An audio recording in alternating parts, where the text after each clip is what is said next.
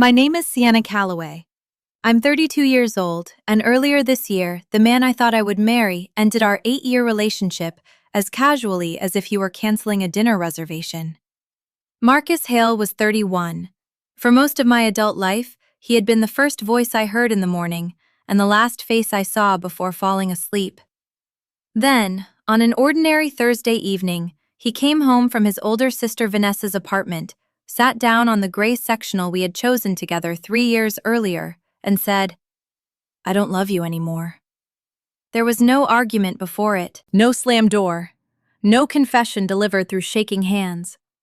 He simply leaned back against the cushions and looked at me with an expression so calm that, for one disorienting moment, I wondered if I had misunderstood him. My glass was halfway to my mouth. "What did you say?" Marcus exhaled slowly, almost impatiently. "I said I don't love you anymore. I haven't for a while." The refrigerator hummed behind us. Somewhere outside, a dog barked twice. The world continued moving with insulting normalcy, while the life I had built for 8 years cracked open beneath me. I lowered the glass. Did I do something? No. Is there someone else? No. Then what happened? He rubbed his palms against his jeans. "I've outgrown this relationship, Sienna. I need to find myself. I need space to become who I'm supposed to be." I stared at him. For 6 years, I had paid nearly every expense in his life so he could supposedly figure out who he was supposed to be. Marcus had once worked in digital marketing. 2 years into our relationship, he announced that corporate life was suffocating his creativity. He quit after promising he would take a few months to explore other paths. A few months became a year. 1 year became 6. During that time, I paid the mortgage, groceries, utilities, insurance, vacations, his phone bill, and the payments on the sedan he drove every day. Whenever I asked about his plans, he accused me of pressuring him before he was ready. I told myself love required patience. I told myself partnerships were not always equal at every stage. I told myself that one day he would remember everything I had done and meet me halfway. Apparently, I had been building a future while Marcus had been waiting for a better exit. "Do you want counseling?" I asked. He shook his head immediately. "Then what exactly do you want?" "I want freedom." The word landed harder than I expected. I had given him freedom from rent, debt, deadlines, and almost every adult responsibility imaginable. Yet somehow, he had decided I was the cage. My best friend Brianna had warned me a year earlier. Marcus had become obsessed with social media, posting cryptic quotes about knowing his value, refusing to settle, and choosing himself. At a summer barbecue, Brianna had pulled me away from the patio. "I'm not trying to upset you," she had said, "but pay attention. Men don't usually start publicly announcing that they deserve more unless they're privately convincing themselves they deserve someone else." I had defended him. I called her suspicious. I said Marcus was simply trying to become more confident. Remembering that conversation now made my stomach twist. I looked across the room at him. "Are you absolutely sure this is what you want?" "Yes," he answered without hesitation. Something inside me went quiet. Not healed, not calm, just quiet. "Then pack a bag," I said. His eyebrows lifted. "What?" "You said you want freedom. Go stay with Vanessa." His peaceful expression cracked. "Why do I have to leave?" "Because you ended the relationship." "This is my home too." "No, Marcus. This is the house I bought before we combined our lives.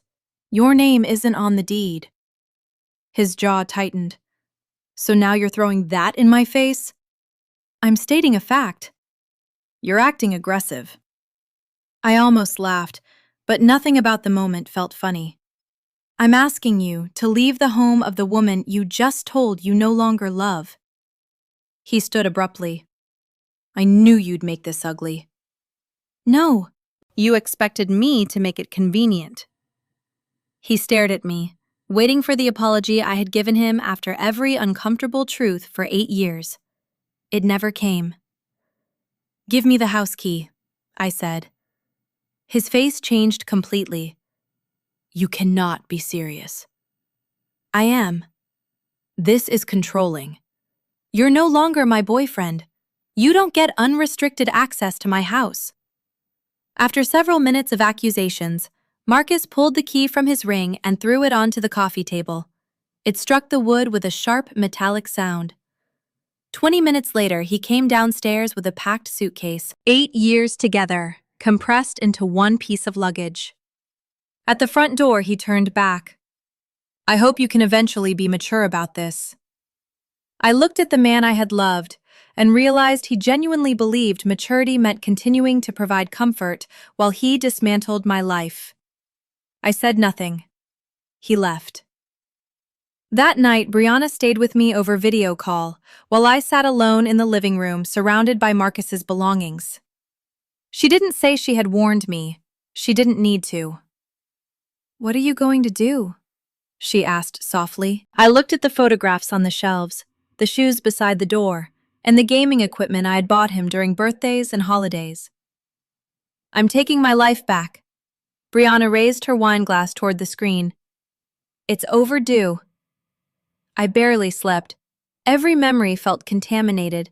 Every vacation, every promise, every time Marcus kissed my forehead and thanked me for believing in him, now carried a second possible meaning.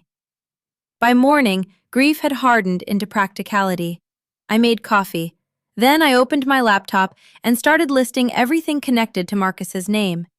Insurance, phone plan, joint checking account, vehicle access, streaming services, emergency credit card. At noon, he called. For half a second, hope betrayed me. Maybe he regretted it. Maybe he had spent the night realizing what he had thrown away. I answered. "Hey," Marcus said casually. "What's wrong?" "Nothing. I just wanted to see how you're doing." I closed my eyes. "You wanted to check on me?" "I know this is difficult for you, but maybe, eventually, we can still be friends." Less than 24 hours after ending our 8-year relationship, he was already rewriting himself as the compassionate one. "Are you still sure about breaking up?" "Yes," he said. "This is something I need to do for myself." "Okay, then we need to discuss logistics." His tone sharpened. "What logistics?" "I'm removing you from my auto insurance. Your phone line will be disconnected, and I'm closing the joint account." Silence. Then, "You're joking." "No. You can't just cut everything off. We aren't together anymore." "But I need those things." "You said you needed independence." "I didn't say I wanted you to ruin my life." "I'm not ruining anything. I'm ending financial arrangements that existed because you were my partner." "You're punishing me."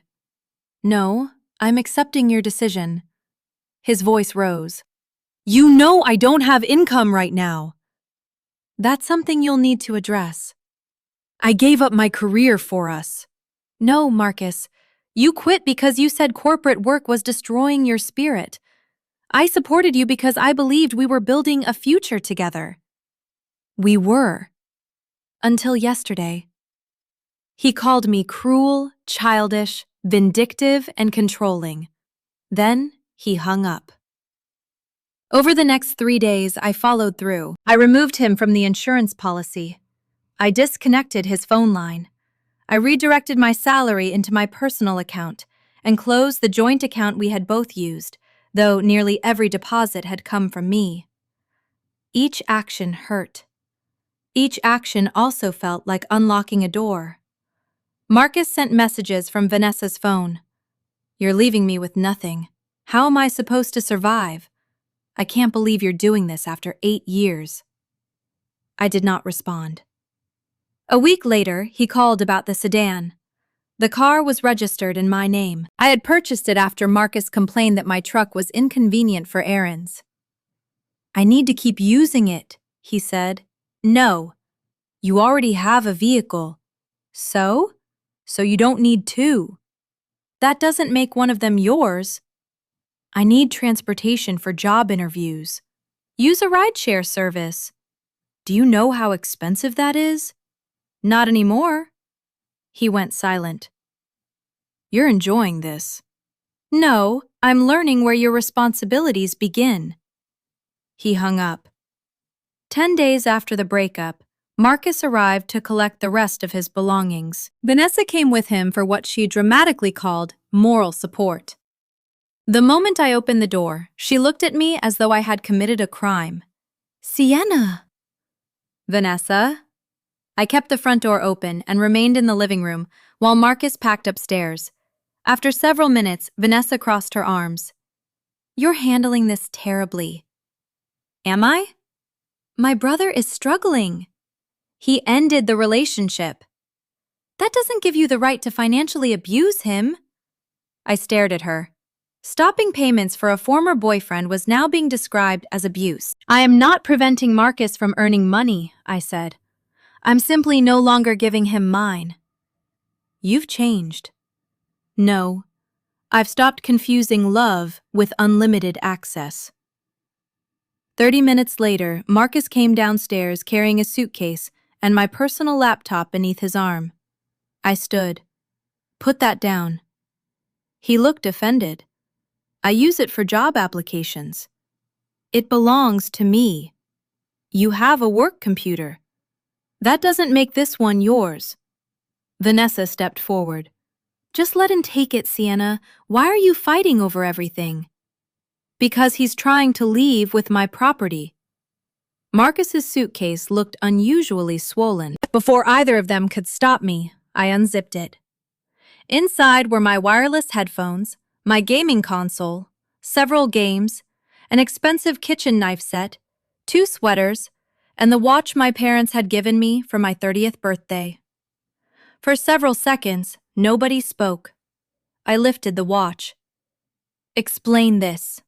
Marcus's face reddened. "I thought I gave that to you." "My parents gave it to me."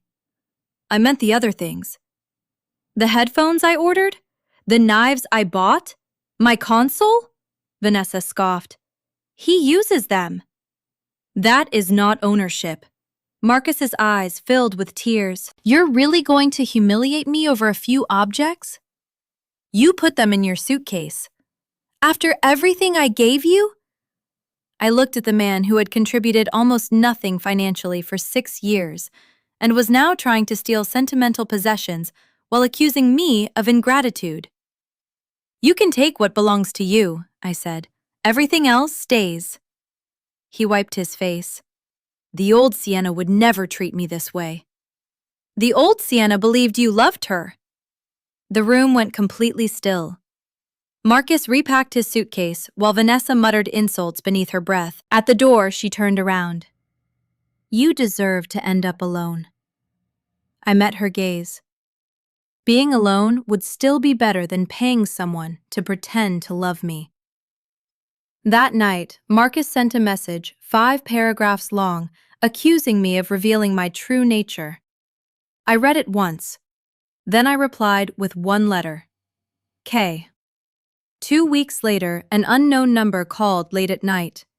I answered cautiously. Marcus's voice came through the speaker, shaky and exhausted. "Sienna, I need help." "With what?" "I've applied everywhere. Nobody is calling me back. Vanessa says I have 3 weeks to start paying rent, or I have to leave." I remained silent. "I have nothing," he whispered. "I don't know what I'm supposed to do." For the first time since the breakup, I heard genuine fear in his voice. But beneath that fear was still the same expectation that I would rescue him, that I would prove my love by protecting him from the consequences of leaving me. "You need to help me get back on my feet," he said. "After 8 years, you owe me that much." And in that moment, I finally understood. Marcus had never believed the breakup would cost him anything. Marcus was quiet for several seconds after I refused to help him. Then the sadness disappeared. "You know what?" he snapped. "You never really loved me." I almost smiled. "For 6 years, I paid every bill you had. That was your choice. And ending the relationship was yours. So you're really going to let me fail?" "Yes." "You're unbelievable." "No," I answered calmly. "I'm finally behaving like someone who respects herself." He cursed under his breath before hanging up. I set my phone on the kitchen counter and stared out the window. The conversation hurt more than I expected, not because I missed him, but because it confirmed something I hadn't wanted to admit. Marcus genuinely believed I should continue financing his life after he chose to leave me. To him, my love had become a permanent utility, like electricity, something that should simply continue running. Over the next week, the messages came non-stop. At first, they were emotional. "I'm sorry. I'm scared. Can we please talk?" Then they became angry. "You're ruining my life. You're abusive. Karma is going to destroy you." I blocked one number. Another appeared. Brianna read several of the messages while we were having dinner. She looked up from my phone. "This isn't heartbreak anymore." "What is it?" "Withdrawal." She wasn't wrong. Marcus wasn't grieving our relationship. He was grieving the loss of the lifestyle attached to it. Through mutual friends, I learned Vanessa had given him an ultimatum. Find a job, pay rent, contribute. Otherwise, leave. Apparently, Marcus spent every day sending applications while complaining that employers expected too much experience. 6 years away from the workforce had become impossible to explain. One evening, Brianna called me laughing. "You'll never guess what happened." "What?" "Marcus had a complete breakdown at one of Vanessa's friends' birthday dinners." I frowned. "What happened?" "He started crying in front of everyone." I stayed silent. "He kept saying you had destroyed his future by cutting him off financially." I let out a slow breath. "So somehow I'm still the villain." "According to him, yes. He apparently told everyone that if you really loved him, you would have kept supporting him until he found himself." I almost laughed. The irony was unbelievable. He had ended our relationship, yet somehow I was expected to continue acting like his partner. 3 weeks later, someone knocked on my front door. I already knew who it was. Marcus looked nothing like the confident man who had walked out of my house. His hair was messy, dark circles framed his eyes. His hoodie looked wrinkled enough to have been slept in. "Can we talk?" he asked quietly. I hesitated before stepping aside. He sat on the edge of the sofa exactly where he'd ended our relationship. "I've tried everything," he whispered. "Nobody's hiring." I folded my arms. "I don't know what you expect me to do." He looked down. "I made a mistake." There it was. I thought I wanted freedom. Silence. I was wrong. He looked up, eyes glistening. "I miss us." I didn't answer. "I miss you." Still nothing. "I still love you." His words floated through the room. Months earlier, hearing those sentences would have shattered every defense I had. Now they simply sounded late. Very late. "You don't miss me," I said softly. His eyebrows drew together. "Yes, I do." "No. You don't get to tell me how I feel." "I don't have to." I walked toward the dining room window. "You miss waking up without worrying about rent." He stared. "You miss never checking your bank account." I turned around. "You miss someone making your life comfortable." His expression tightened. "You're wrong."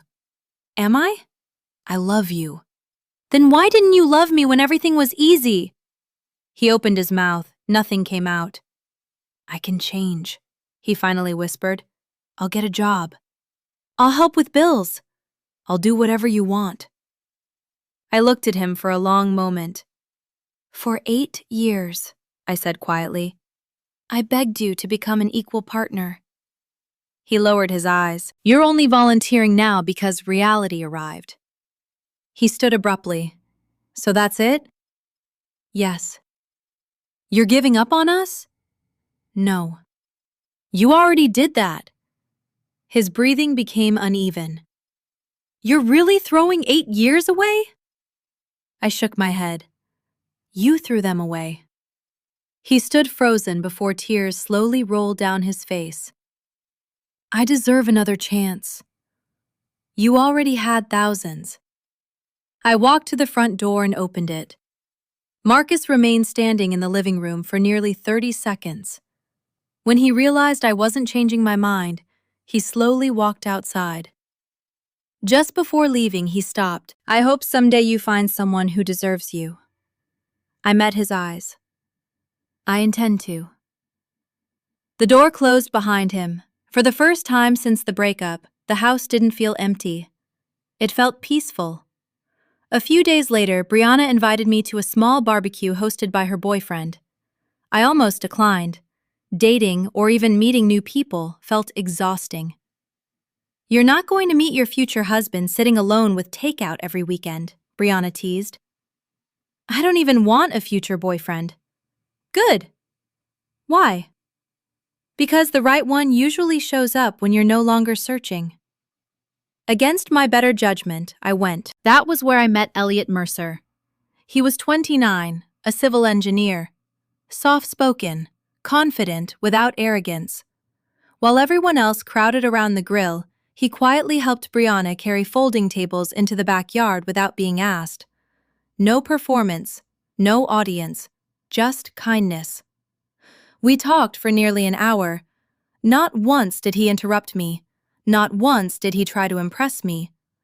When he mentioned buying his own condo after years of saving, there wasn't even a hint of bragging.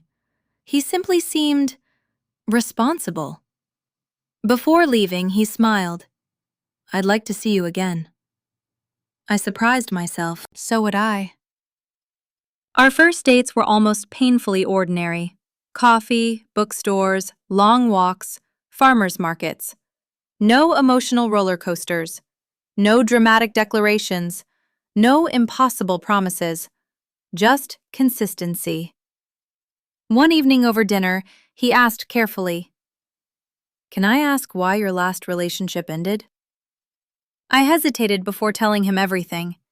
The 6 years, the bills, the breakup, the financial cutoff, Marcus showing up begging. Elliot listened quietly. When I finished, he leaned back. You supported him for 6 years? Yes. He blinked. I honestly can't imagine asking someone to carry me like that.